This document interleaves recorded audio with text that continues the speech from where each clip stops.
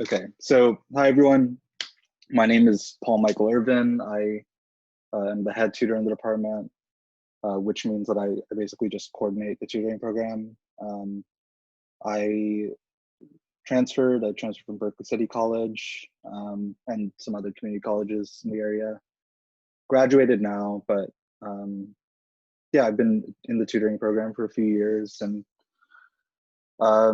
yeah, I'm also, in addition to running the tutoring program, I also am a tutor. So if you want to like request me for whatever reason, please feel free.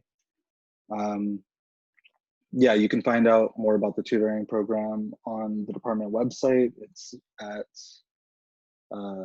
it's like if you go onto the UC Berkeley philosophy website and then you click undergrad and then you click the peer tutoring tab. That's how you can find me. And then yeah, I send out emails periodically and stuff. But yeah, so welcome to this writing workshop. I figure a lot of you are either new transfers, new students, new to philosophy and Berkeley Connect. So this is just going to be like a pretty informal lecture about writing philosophy at a department like UC Berkeley.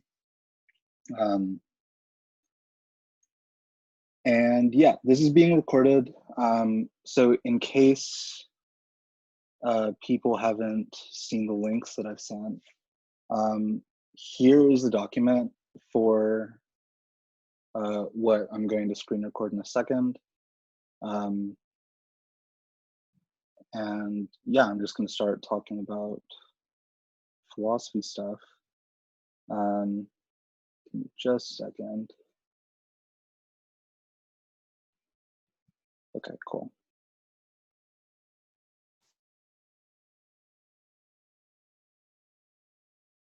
Okay. Yes, let me send the attendance link too.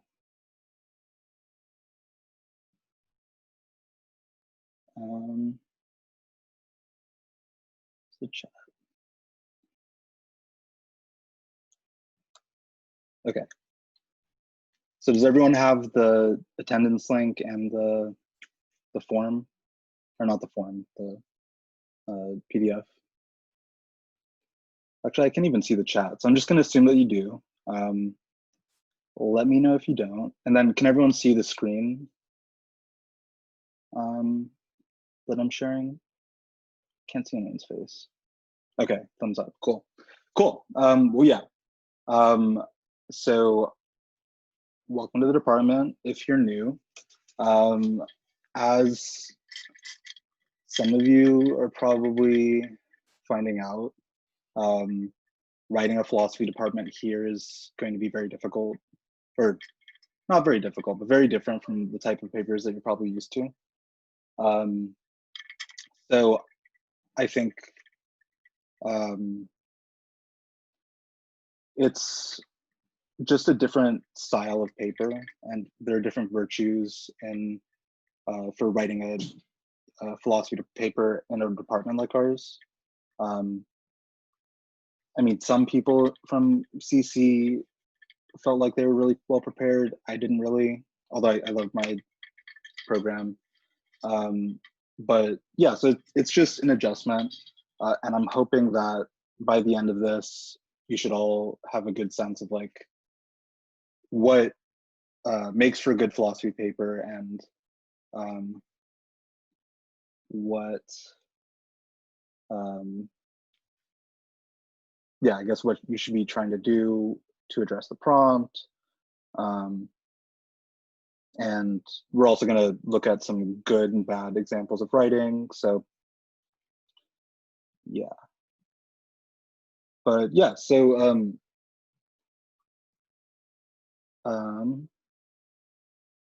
cool.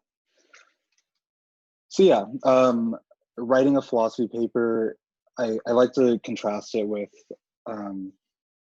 other types of papers in the humanities. I think it's very distinctive. So, I mean, take like let's look at like what makes for a good English paper. So English papers are usually have very interesting language.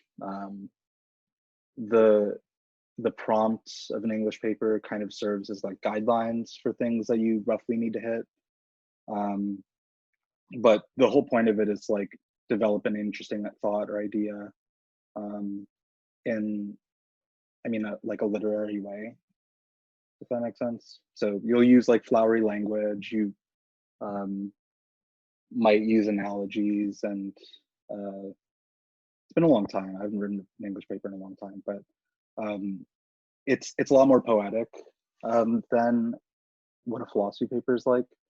So for a philosophy paper, we are actually, to be clear, like this is about philosophy papers in philosophy departments. Other departments might have different. So like in the legal studies department, they have a philosophy of law class. The standards for writing aren't totally the same there. So yeah, just bear that in mind. This is for specifically like philosophy classes in this department. But yeah, so the goal is to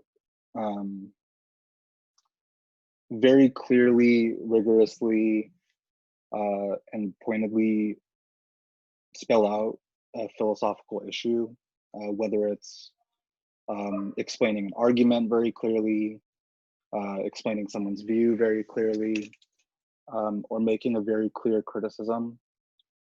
The goal is to not to like talk about all different types of interesting ideas, but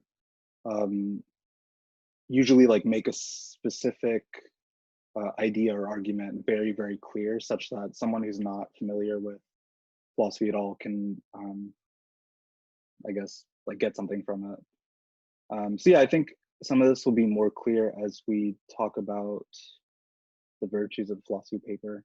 But the idea is, yeah, you want someone to pick up your paper and understand every single step in the argument that you're talking about.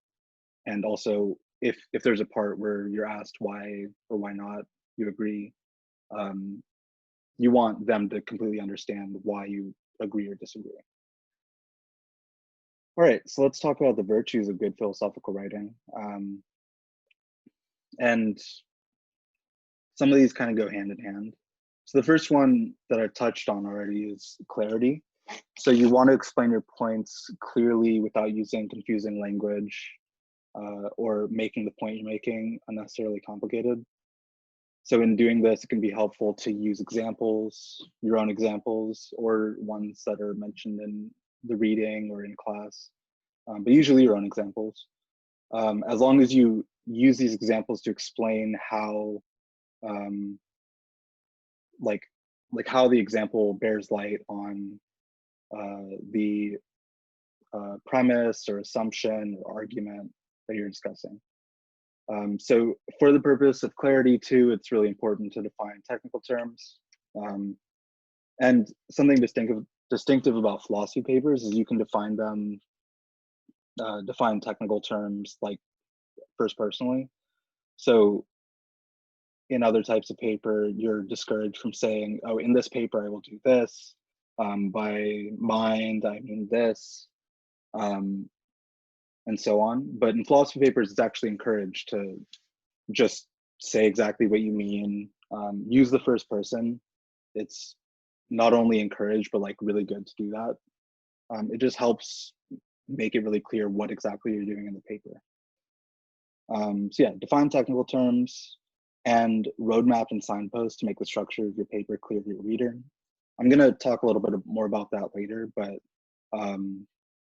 yeah, we're gonna figure out like what the structure of the philosophy paper should look like. So yeah, the next virtue is concision. So you want your paper to be very concise. Explain your points thoroughly, but in as little space as possible. And if you have 3 sentences that explain a single point, but you can explain the point in 1 sentence without sacrificing any nuance at all, just get rid of all the unnecessary stuff. The exercise that I was taught to do by, I guess, yeah, my professor, Barry Stroud, who passed away last year, is to like look at your sentences and then just pull out all the words that you don't need to make the very same point with the same amount of nuance. And yeah, if you need to break up your sentences into smaller points where, so like, you know, some people will be inclined to write in such a way that one of their sentences might make like 3 or 4 points. But in those cases, it might be really good to break them up so that you just have 1 point you're making in each sentence. Yeah, so then the next virtue is to be charitable. So this is going to especially apply to the philosophers that you're reading. Most undergrad philosophy papers are involve like explaining someone else's argument and then sometimes criticizing it or evaluating it. So in doing that, not just in criticizing, but in like reconstructing their argument, you want to be as charitable to the philosopher as possible. So you don't want to misrepresent their argument at all. And you want to present the strongest possible version of the argument that they're giving when you're reconstructing it.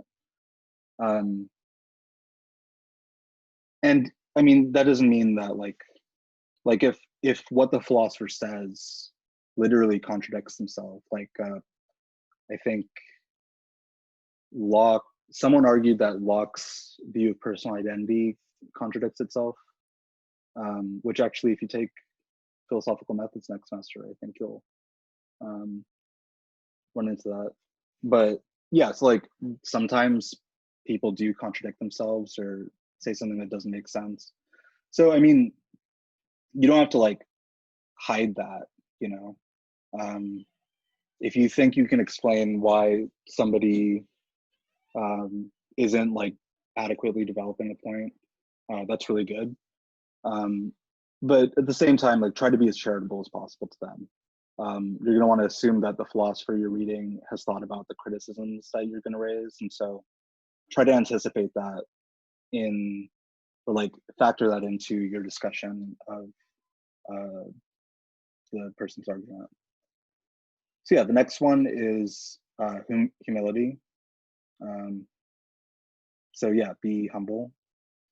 You're not going to prove that someone's entire like view is nonsense in a 3-page undergrad paper. There are exceptions to this, like so Gettier has a 3-page paper that argues successfully that the traditional view of knowledge is not right. So yeah, that's like a cool counterexample, but for the most part, you're not going to prove that someone's entire view is wrong. So instead of arguing for like a really strong point, such as dualism is true in your 4-page undergraduate paper, try to give a really thoughtful and developed criticism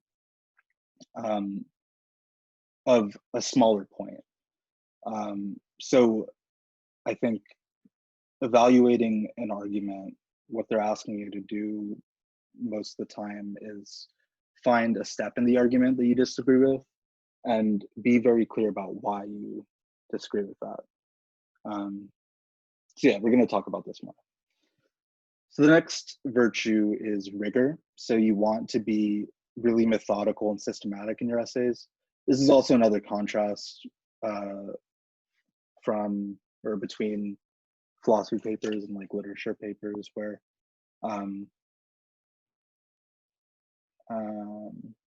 not saying they're not rigorous, but you want to make your writing in a philosophy paper almost like scientific or mathematical. So you want to, when you're explaining an argument, right, you want to like go step by step and be very clear about how the premises entail the conclusion or how the author is going from how the author's arguing for a claim. So yeah, and this is aligned with humility, but it's better to make one really strongly developed criticism than just mention a few criticisms of an author, especially in a short paper or any paper you're going to be able to do in undergrad. So yeah, support your claims, try to develop a single point very well instead of developing multiple ones. Make sure you're always defining technical terms. And another point is that for technical terms like, I don't know, like mind, so if, or consciousness, let's say. So in other types of papers, it might be encouraged to use synonyms for all the words that you're using. Like if I say, oh, consciousness is this, and then the next sentence, I want to say, well, like the mind is such and such. But in a philosophy paper, like we really want you to mean it, what you're saying, or say what you mean. Yeah, just keep your language use consistent. If you define a certain term in a certain way, you want to keep using that term with that meaning. And this is part of being rigorous. And yeah, you also, in your discussion, you're going to want to make it clear to the reader what you're arguing for. And you can say that like explicitly. You can just say, in this paper, I'm arguing for this. You want to make it clear why you're saying what you're saying. So it's not good enough to just say like, oh, so-and-so is wrong because, and then like just mention some criticism. You really want to like spell out why this criticism threatens someone's view. And yeah, and then the last point, last virtue is originality. So when you're evaluating an argument, you're gonna want to think for yourself. Don't just regurgitate what you heard in lecture. So this can mean using your own examples. Like there's a natural tendency to want to use the same example that is mentioned in lecture in your paper, and that's usually fine. It's like not really a big deal, but it's even better if you can use your own example and use it to explain how so-and-so is making a certain point. And yeah, when you're evaluating an argument, originality is important too, because it's just more interesting to make your own criticism of an argument than use something that you found on the Stanford Encyclopedia of Philosophy or something like that. And at the same time, like if you want to make the same claim that someone else makes or the same criticism in a similar vein, you're going to want to try to develop it in your own original way. I think for the most part, originality in this sense can only really benefit a philosophy paper. Sometimes some GSIs will care less, but for the most part, it's usually a good thing to do. But at the same time, you don't want to like give your entire theory of like causation or something to refute someone. So yeah, take it with a grain of salt and be original given what you're supposed to be doing in a philosophy paper. So yeah, I guess before we continue, I want to just talk a little bit about what an argument is, because arguments are obviously really important to philosophy. Well, I think not everyone in this call has taken a philosophy class before, or is even in a philosophy class right now, other than Berkeley Connect. So yeah, I'll just say that arguments are really important in philosophy, especially in undergrad papers. We're concerned with the arguments that someone is giving for a certain view. And I think the sort of technical way of saying what an argument is can be kind of confusing. So yeah, an argument is just a group of premises that entail a conclusion. And this is just to say that if the premises are true, then the conclusion must be true, so that the premises can not be both true, whereas the conclusion is false. So you can think of the premises as the logical steps that one takes to reach a conclusion. So the sample argument that I have here is the first premise is all cats are beautiful.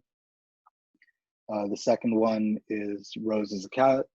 And the conclusion is therefore Rose is beautiful. So in this argument, right, you have two premises. And in this argument, I'm trying to argue that Rose the cat is beautiful. And the two premises are just the steps that I take to get to that conclusion. And we can see that this is a good argument, right? Because there's no way for the two premises to be true with the conclusion false. So yeah, it's a really intuitive notion of like what makes an argument good or bad. This is called validity, where a valid argument is one where the premises, if the premises are true, then the conclusion must be true. So that's a sense in which premises entail a conclusion. And there's another related idea that you might have heard about in your logic classes called soundness, where not only is the argument valid, but all the premises and the conclusion are in fact true.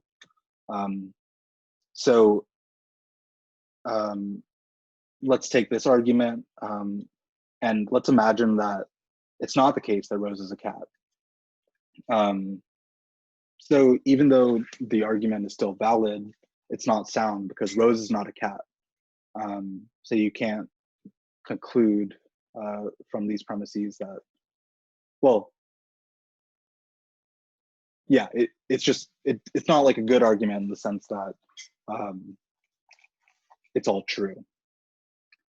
So yeah, in criticizing an argument, or if a prompt asks you to evaluate an argument, you're usually going to want to find a premise that you disagree with. So to use this example, right, I might disagree that Rose is in fact a cat, and say, so Rose, or we can't conclude then that Rose is beautiful just based on these premises. We might need other things to bring into it. And we can imagine that if let's say Rose is like Garfield's friend, I don't know. Rose like wouldn't actually be a cat technically, but so you might need some other premise to argue that Rose is beautiful. Yeah, so that's sort of broadly what evaluating an argument means, that or criticizing an argument. If you agree with the argument, you're going to want to consider the strongest possible objection to one specific premise. I mean, again, like you might argue that not all cats are beautiful. So you can't conclude that Rose is beautiful just based on these two premises. Yeah, so I think we'll talk a little bit more about that later. But also, if a prompt asks you to explain an argument, you want to explain how the author supports or justifies each premise. And in your discussion of the argument, where you're explaining like how it works, you want to focus especially on making the sort of logic of it clear, where it's really clear to the reader that, well, okay, if these two premises are true, then the conclusion has to be true. Yeah, so let's go to the next section. And in this one, I'm just going to talk about writing tips. Actually, before we continue, does anyone have any questions about any of this? And you can just like talk.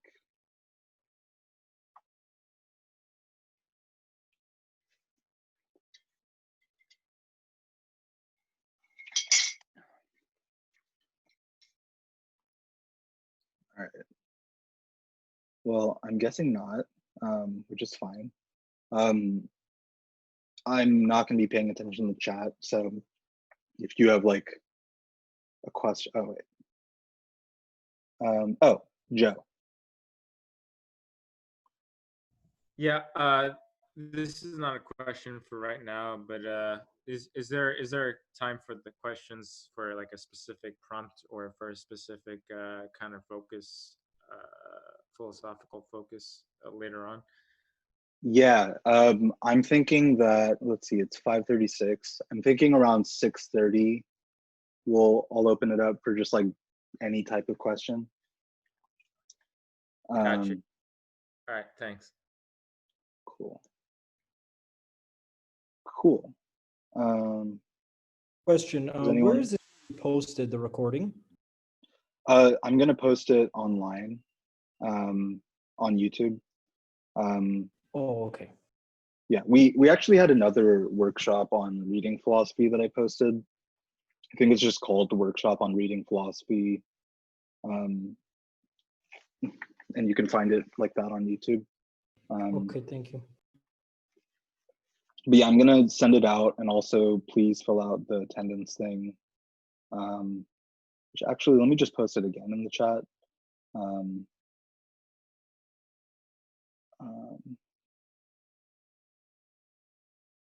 Yeah, so yeah, please fill this out. Cool, so yeah, let's continue with just general writing tips. And I think this will help clarify like what the point of writing a philosophy paper is. So yeah, first of all, you're definitely gonna want to use first-person language. So if you're talking about what the paper is gonna be about, you can just say, in this paper, I will argue that X. Or you can also say, this paper will argue that X. In other disciplines, especially in the humanities, I think first-person language is kind of discouraged, just because it makes for kind of like bad or boring writing. But those rules don't really apply here. So yeah, please use first-person language, not just in the intro, but in the body of your paper. And I also mentioned define important terms. That's just really important so that the reader understands how you're using the terms. But it's also really helpful for your GSI to understand or to see how well you're understanding the paper that you're talking about. So try to be as clear as possible when you're defining these terms, and definitely don't like look in the dictionary for these definitions. Like usually philosophers will be using terms in really specific ways. So you could look at the Stanford Encyclopedia of Philosophy. That's on plato.stanford.edu. It's the one thing that Stanford's good for. But yeah, let's see. So yeah, keep your language consistent as well.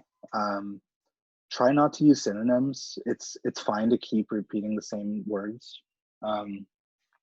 This is helpful for making your paper more clear, even though it makes for kind of bad writing. But I mean, the whole point of a philosophy paper is not to like write well.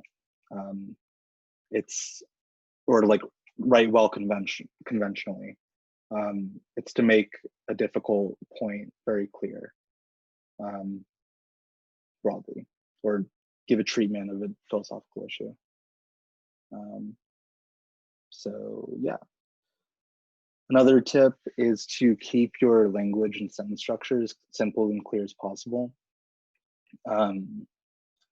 I think it's really easy to get bogged down in the details of someone's argument and like end up having really long, complicated sentences. But the whole point is to make that argument clear to your reader, right? So you don't want to be making too many points at once. I recommend trying to break up really long sentences that you have into multiple sentences where you just have like 1 point per sentence, and not trying to make too many points too quickly. Yeah. And then to the next one is don't use fancy language. It distracts from the points you're trying to make, especially in introductions. Like, you really don't need to say stuff like, oh, since the beginning of time, people have been thinking about, I don't know, minds and bodies. Like, you don't need to do that. Just say exactly what you mean, and keep your prose really simple and uncluttered. So in your writing too, you're going to want to assume that your reader's not familiar with the topic, even though your GSI is reading this, but you want to write in a way that anyone can understand what you're saying. So that's going to involve being very deliberate about how you're saying things, defining important terms, spelling out very carefully and rigorously each step in the argument and how it gets to the conclusion, how it entails the conclusion. And yeah, the goal is always just to make a philosophical issue or argument clear. So yeah, you don't want to like not define your terms or leave things ambiguous. You want to be as clear and rigorous in your writing as possible. And that sort of touches on the next one, make nothing unclear, ambiguous for your reader. I think maybe one helpful way of like checking if your writing is unclear is to say it out loud and see if it makes sense. But I like to pretend my audience is like my younger cousin who's like smart but doesn't know anything about any of the stuff that I read in my classes. And yeah, it's like if you write your paper like very thoughtfully and clear, your reader's gonna be able to understand what's going on in this text without having read it or having any background. So yeah, just try to like keep your writing like that. And I think that's also some of the rationale behind keeping your prose really simple. And I think I'll maybe like mention before I continue and talk about philosophy paper introductions, but this is meant to train you to write and think in a certain way, in a way where you're able to break down arguments and really difficult, complicated points in a really clear and accessible way, ideally. So like there's going to be room as you continue doing philosophy or taking philosophy classes to sort of do more of your own thinking. But in order to do like original positive work, or positive in the sense where you're giving your own view about something, it's really important to get the basics down and make sure you're able to really break down an argument and write in a way that's really accessible.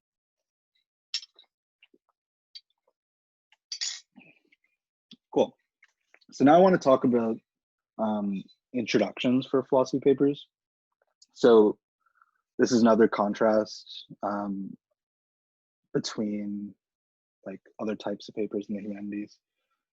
But the introduction for a philosophy paper should be really short and simple. So you want to really briefly introduce the topic and state your thesis, if you even need a thesis, and then say the steps you're going to take in the paper one by one. And that's what is called a roadmap. So as an example, I have like a very, very short introduction for like a possible paper.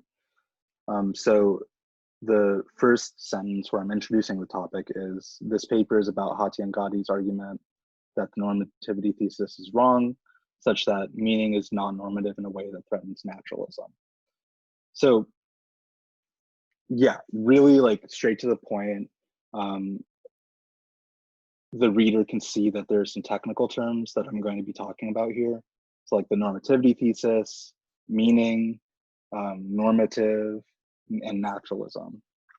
I could define it right here if I wanted, but I think it's usually best to just like introduce the topic, and then before you get into the paper or the body of the paper, maybe explain some technical terms. So yeah, that's the first part of the introduction, where I'm introducing the topic. And then I get into the roadmap. So I say, first, I will explain the normativity thesis. Second, I will explain why she thinks the normativity thesis is false. So this introduction is only 3 sentences, but even though it's short, it really clearly introduces the topic of the paper and also provides structure for the rest of the paper. So your reader, I mean, like, you don't have to be a philosophy major or have any background in philosophy to like see this and be like, oh, this is what this paper is about, and this is what this person is going to do in order to explain what's going on in this paper. Yeah, and I think also you can notice that there's no evaluative or critical portion of this paper. I'm just sort of explaining Hatyangadi's argument. It's a really good argument if anyone's interested in it. But yeah, so this is the model that all philosophy paper introductions should take. They just need to be short and sweet. You don't need any like long introductions. You don't need to explain too much detail. You just want your introduction to very succinctly and concisely like address the prompt. Later, we're going to talk about how you can get the structure of your paper and really the whole introduction based off of the structure of the prompt.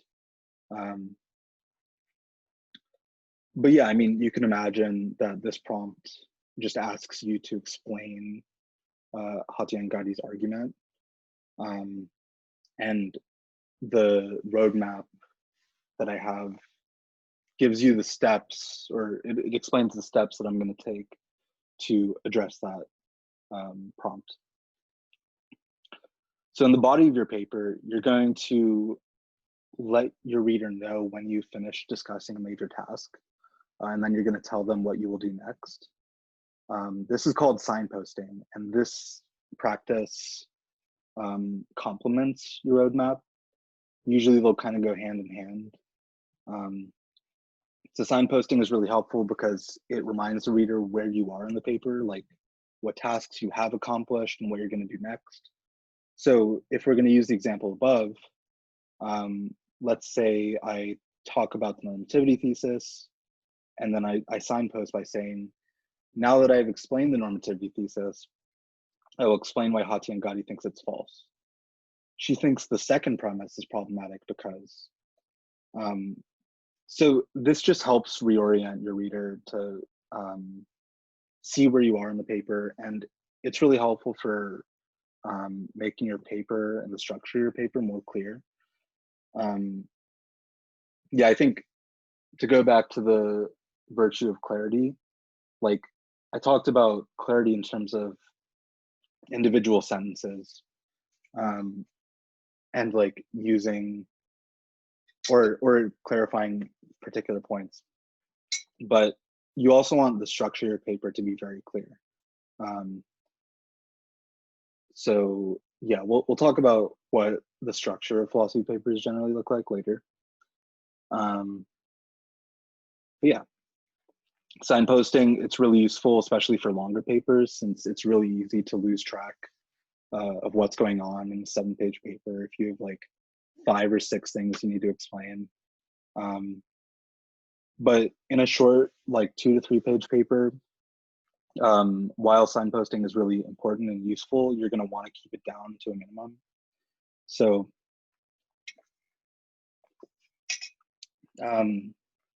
yeah, I mean, you don't want like half of your paper to be signposting. So yeah, when you're trying to decide whether to signpost or not, ask yourself whether it'd be helpful for the reader. And the point of signposting is, again, like telling the reader what you're doing and what you've done so far and what you're going to do next. So in that way, it goes hand in hand with the roadmap. So another interesting thing about philosophy papers is that you often aren't going to need a conclusion. But if you do feel you need to write it, well, like in the example that we just mentioned, like I could just have a conclusion by saying like, I don't know. In this paper, I explained what Hathiankari's argument against the normativity thesis is, and like maybe just restate what I've done in the paper. One thing you can do in a conclusion is,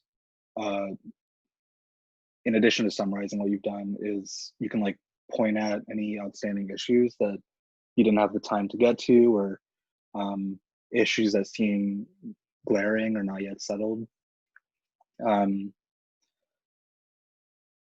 I personally don't really like to do this. I just like to let my paper speak for itself, and not put too much detail in the conclusion. If I even have a conclusion at all, like usually I'll just have a sentence saying like this this is so-and-so's argument. Sometimes it can be really helpful to restate the argument in very simple terms, but it's not always necessary. Yeah, it's really not as important as the introduction. I think introductions in philosophy papers are really important. And again, right, like it has the introducing the topic part in just a sentence or two, and then having a roadmap where you say exactly what steps you're going to take in the paper. But yeah, the conclusions are really not that important usually. You can always ask your GSI like what their specific standards are, but yeah. So now more tips. So when you're explaining an argument, do not just like say what the author says in order. That's like just writing a book report on what the person wrote. It's not useful in clarifying what the structure of the argument is. So instead, you should be explaining and analyzing each step of the argument. And in doing so, explain and analyze how those steps or premises lead to or entail the conclusion. And in doing that, you want to explain how the author supports each premise. So sometimes the text you're reading might make points that are just not necessary for explaining the argument. I think especially like early modern European philosophers just like say things sometimes, and like it's not really important for the argument. So try to, I think something that's helpful to get through that noise is to figure out first like what the conclusion of an argument is. Often it'll be mentioned like very clearly in the prompt. And then you want to think about what steps the author's taking to get to that conclusion. And I want to distinguish that from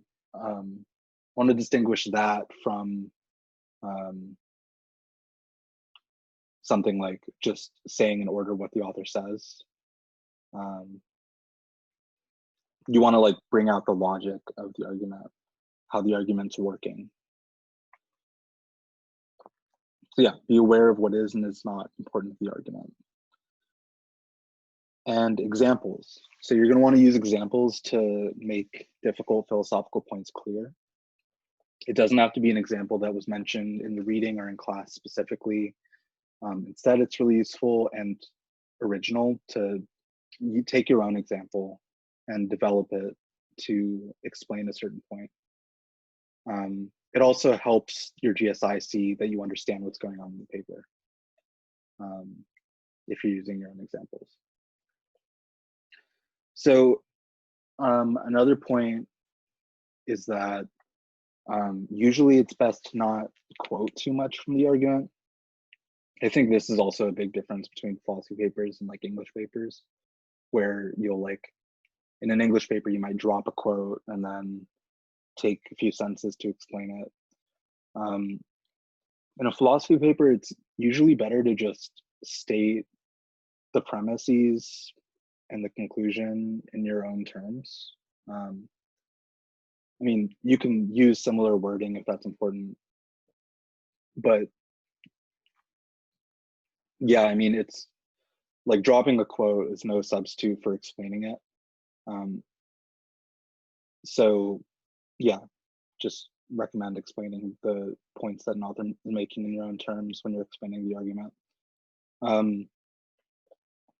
If you think it would be helpful for you to use a quote though, just make sure you explain exactly what's going on in the quote. And you want it to be clear how it's relevant. So don't just like insert a quote without explaining it. That just makes it seem like you don't understand what's going on. Another thing is that writing a philosophy paper it begins with understanding the reading. So just take your time to figure out what an author is arguing for and how she's arguing for it. Read slowly and carefully. I like to underline important points and write notes or questions in the margins of the text. You also want to try to identify assumptions the author is making or the motivations that she'll have for making a certain claim. We also, yeah, I mentioned earlier that the tutoring program, some of us and then some people in MAP, which is minorities and philosophy, we had a workshop on reading philosophy a couple of weeks ago. And that there's like really helpful tips for that in there. I think the main takeaway is to try to read the text with a certain goal in mind. So especially if like you get your prompt and you're like, okay, I need to explain someone's argument for this specific claim. You want to read the text and figure out where that argument is, what that exact claim is,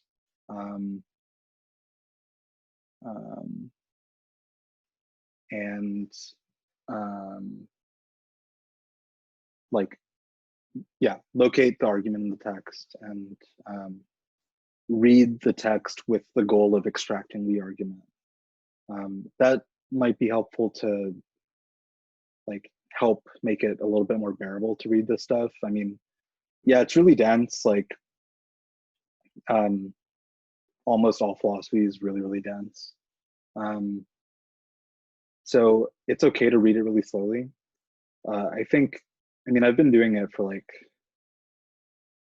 I don't know, like 5 or 6 years now. But yeah, it's okay to read slowly. I think I read 10 pages an hour on a good day.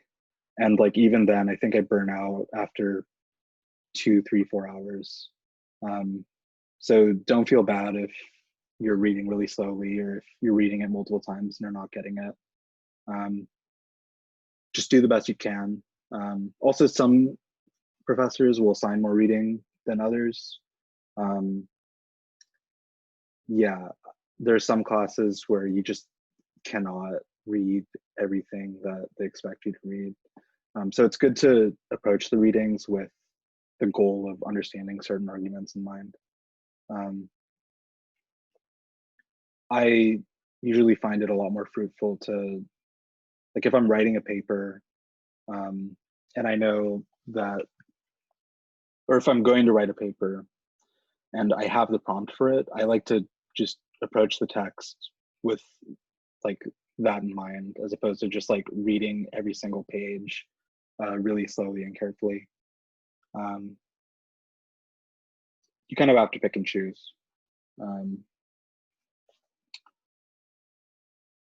And yeah, so then the last point is about philosophy prompts. They're pretty distinctive. So the prompt will give you tasks or questions that you need to fully address in order to get a good grade.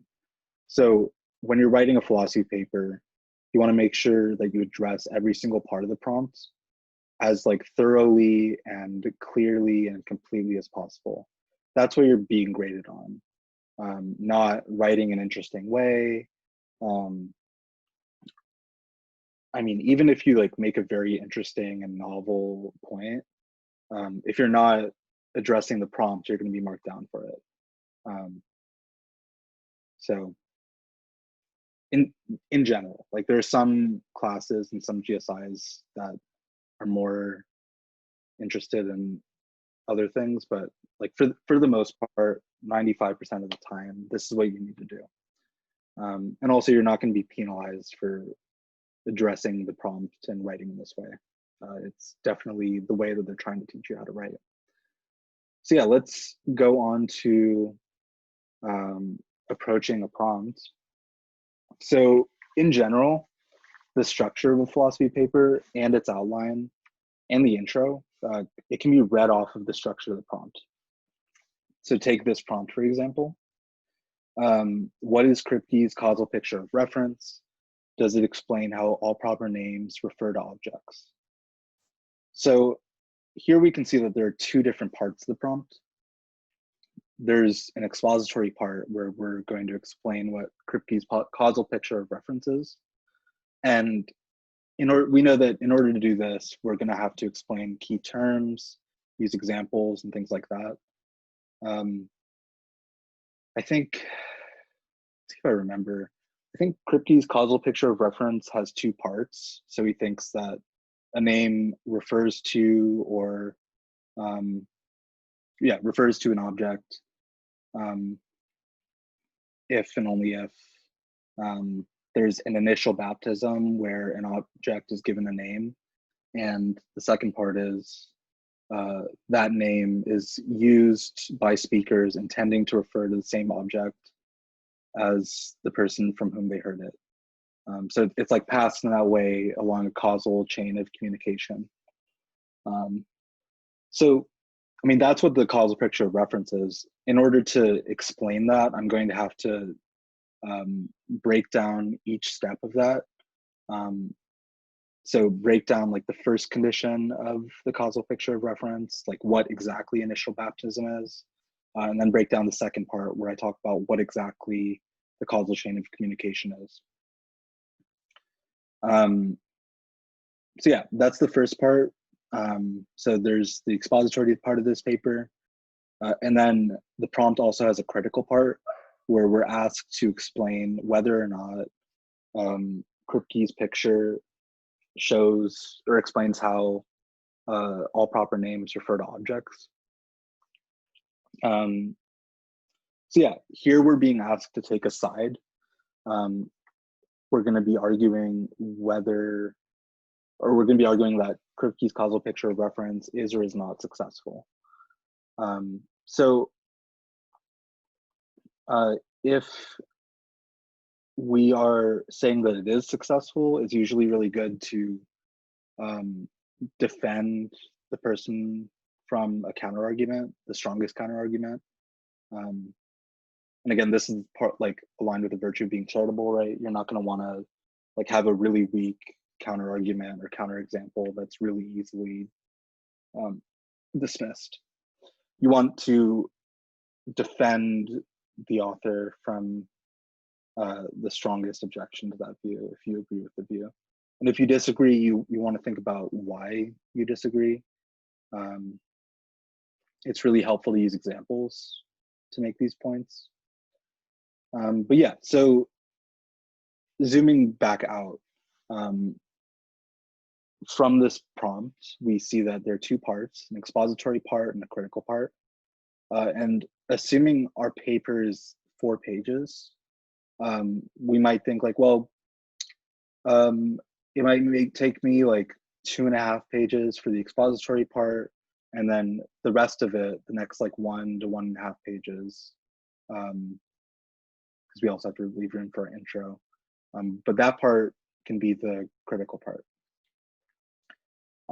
So it's really helpful, I find, to keep in mind how much space you have to accomplish each task. So you can break down like the major parts of the prompts into different like page lengths. But then also when you're outlining, you will want to think about how much space you have to make each point. I mean, you don't want to ramble, but like you want to be very clear and very thorough in explaining each point, but also just like write while bearing in mind how much space you have. And I find it really helpful once I break down the prompt in this way into individual tasks. I want to ask myself what I need to do to accomplish each task. So what details should I include and what should I leave out? So we already kind of talked about breaking down the first major part of the paper in this way. It's like, well, okay, there are two major conditions of the causal picture of reference. So I'm gonna have to take some time to explain each of those two conditions and how together they get you a picture of reference. I also want to explain what reference is. So explain key terms, use examples and stuff like that. So you can really get an outline just based off of the structure of your prompt in this way. I tend to turn all the questions of the prompt into concrete tasks. So instead of questions, I turn them into sentences, and that makes it a little bit more approachable for me. And once you have the outline of like the major tasks that you need to accomplish, you can break those into subtasks. You can break them down into subtasks.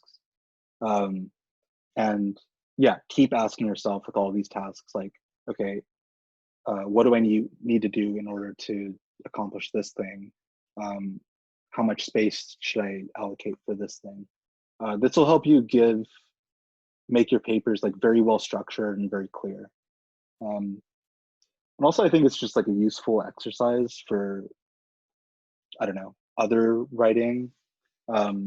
This will help you and also just thinking, it'll help you like clarify or like order your thoughts. So I think I also want to mention that we can get the introduction just based off of this prompt.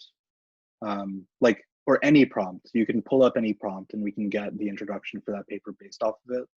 So again, this prompt says, what is Kripke's causal picture of reference, and does it explain how all proper names refer to objects? So, oh good, I can type. So right here, I'm gonna split this into two questions. So I can just introduce the topic, right? This paper is about, or will explain Kripke's.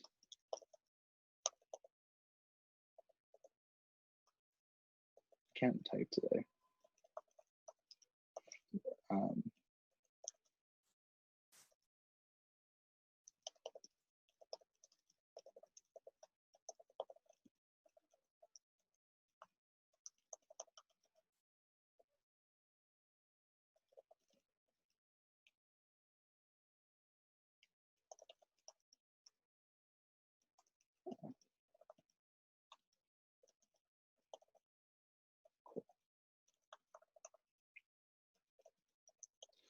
Cool. So here's a sample introduction just based off of the prompt, right? Everyone can see my screen still, right? Yeah. Okay, I'm just gonna assume yes.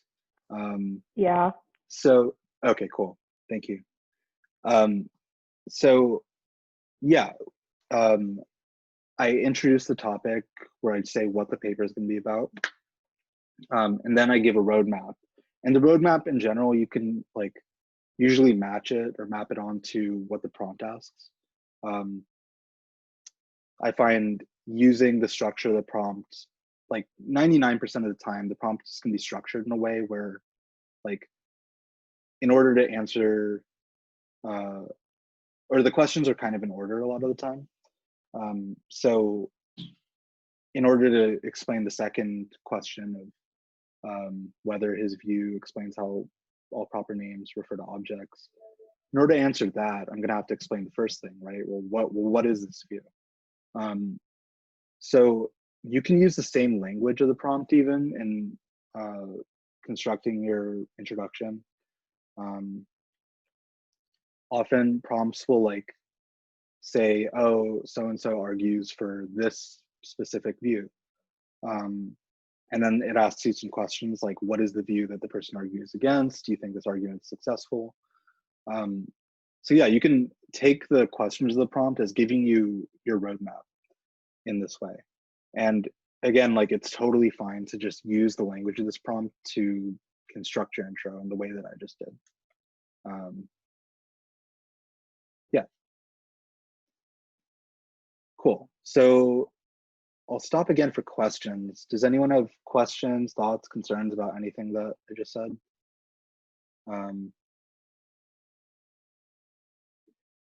Maybe like raise your hand if you do.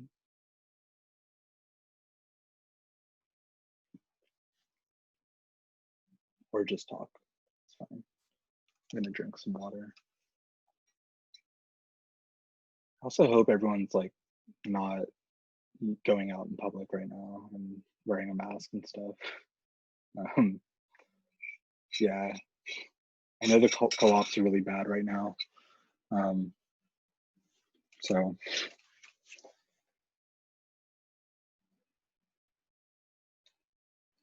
All right, well, I don't think I see any hands.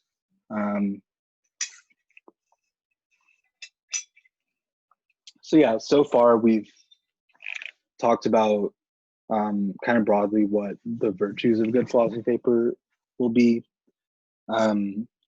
We've also talked about broadly like what the structure of a philosophy paper should be, what an introduction looks like, what conclusions look like, and again, like you don't really need them most of the time. And the reason for that is that like the rest of your paper should already be addressing the prompt. So like once you've explained all that stuff, in particular, like once I've already explained what Kripke's causal picture of reference is and argued that it's not successful, like there's not really much to say in a conclusion other than maybe summarizing what I've done in the paper, point out maybe a way that Kripke could respond. But again, like the task of the paper is just as thoroughly as possible address the prompt, every single part of the prompt. And yeah, we talked about some broadly, like broad stylistic things that are really helpful in philosophy papers. Oh, okay. So, oh, sorry. I was just wondering if I had my hand up, but I put it up like right at the end of the question. Oh, I'm sorry. Can I ask you? Is that all right? I don't want to interrupt. Yeah, please. I feel like every philosophy paper that I read has just like a numbered structure. You know, where it's like boom, introduction. You know, part 1, the causal picture, Kripke's causal picture of reference. Is that encouraged? What do you mean by like numbered structure? Oh, so like if I pull up this random philosophy paper on my thing, it's got it's got a thing that says introduction, and then it says 1 preliminary remarks about doubt, and then it says a bunch of stuff about doubt. Okay. And then you go back down and it goes 2, I assume, eventually the puzzle. I see.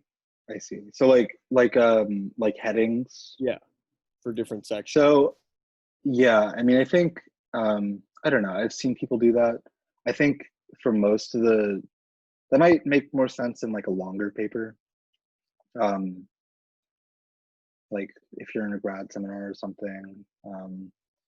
But I've never done that. I don't think you need to do that. I also see that more in like,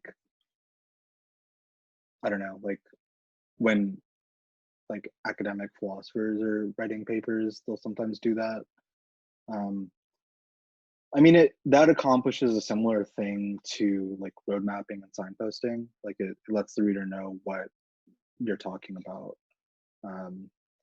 I think for a short paper, I mean, most undergrad philosophy papers are going to be like 3 to 5 pages.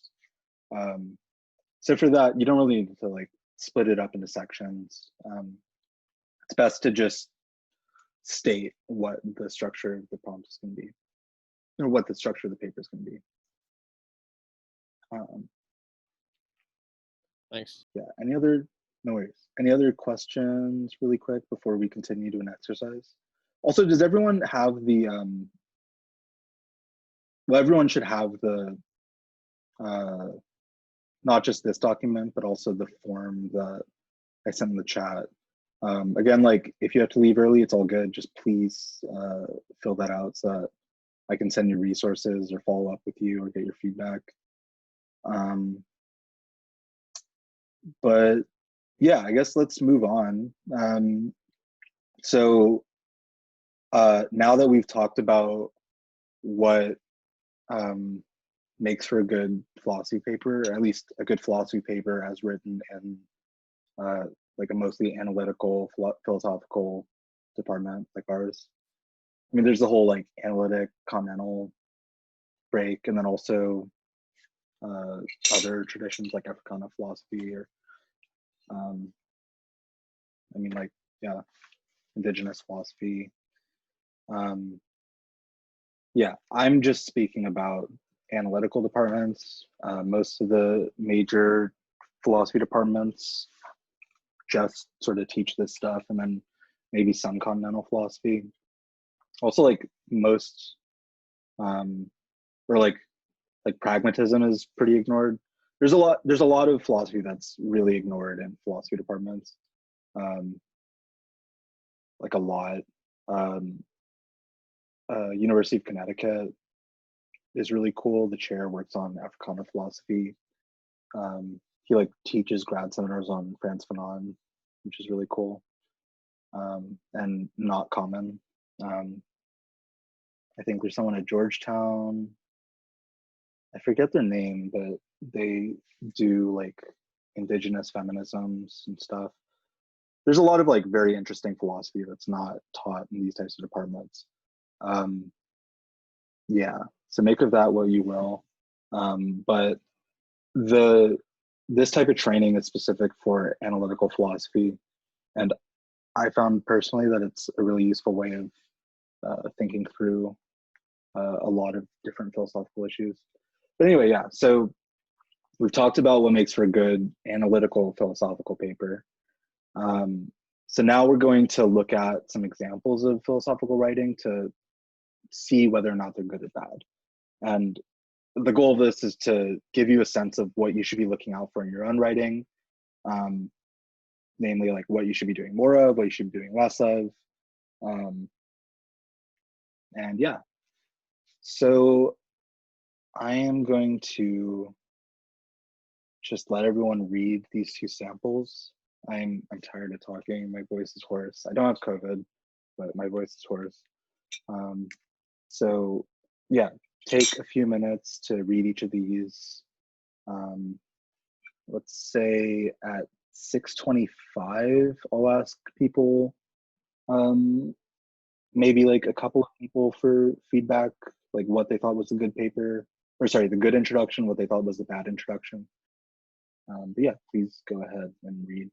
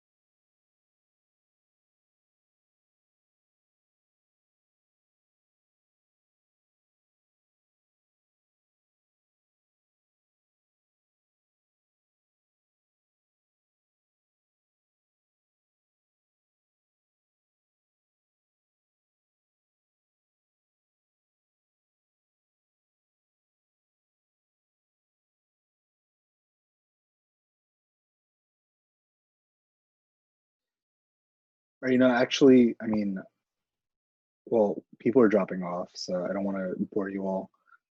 But did everyone like at least get a chance to briefly look over some of these? I think it'll be pretty obvious, like what's the good one, what's the bad one.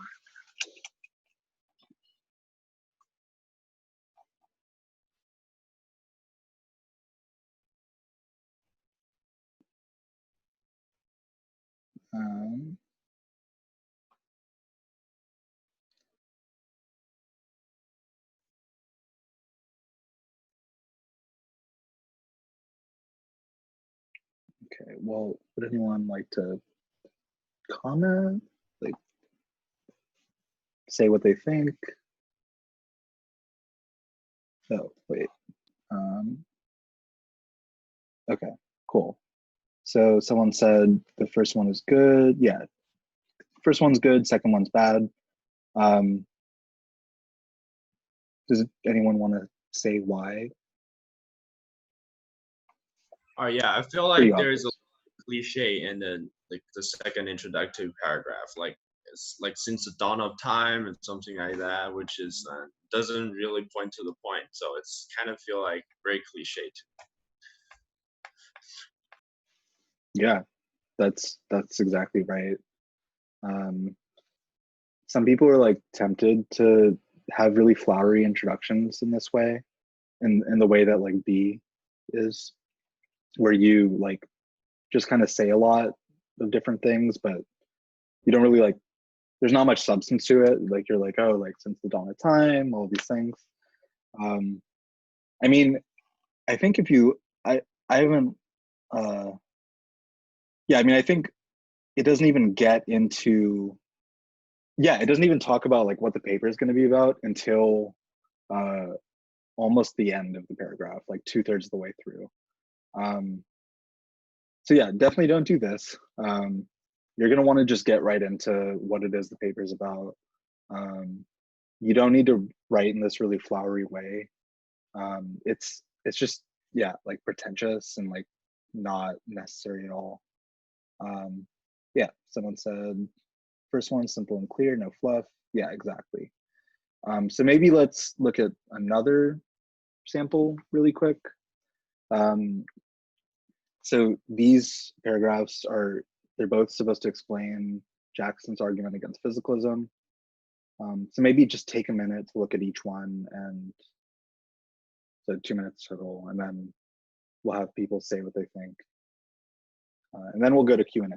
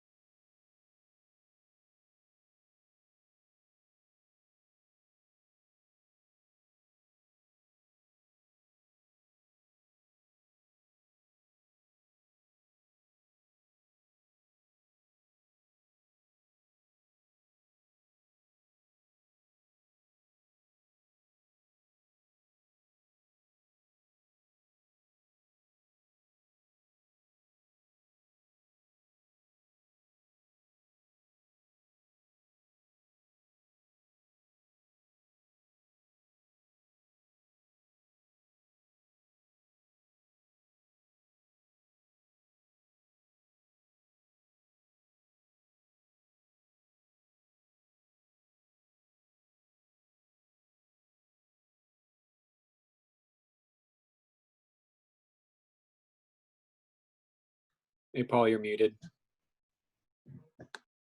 That's really funny. Okay. Thanks. Yeah. Wait, so no one heard any of that? Wow, that's okay. Well, would anyone who has not spoken yet like to say out loud what they think? But yeah, someone in the chat said something I thought was really good. A feels rushed and unclear, but B takes its time unpacking the argument against physicalism. But yeah, anyone who hasn't talked yet, would anyone like to talk? Now I'll mute myself. I mean, I would say like right off the bat, they kind of like give out terms but don't really like define them, and so that kind of puts you in a position where you don't really understand.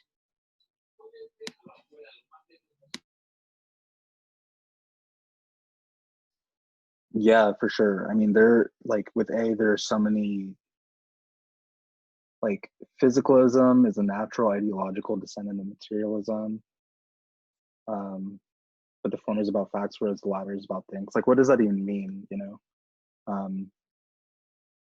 Yeah, it just says a lot, but doesn't really clarify exactly what is going on. I mean, I don't know that it's like bad writing. Like, I think in other departments, this type of writing might actually be good. Like it's like, well, I mean, maybe not this one, but maybe the introduction, the like bad introduction would be like fit for other departments, but it's not like bad.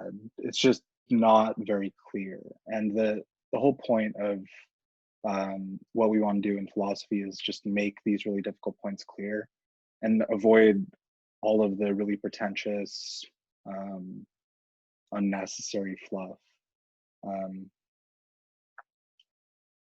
Yeah, and then whereas B, on the other hand, just like gets right into what the argument is. It defines physicalism really nicely. Oh wait, someone in the chat.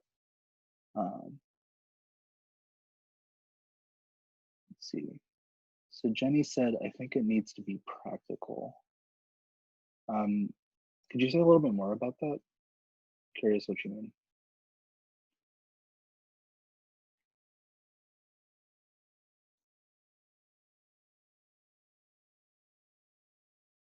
Oh, like what the knowledge is? Oh, I see.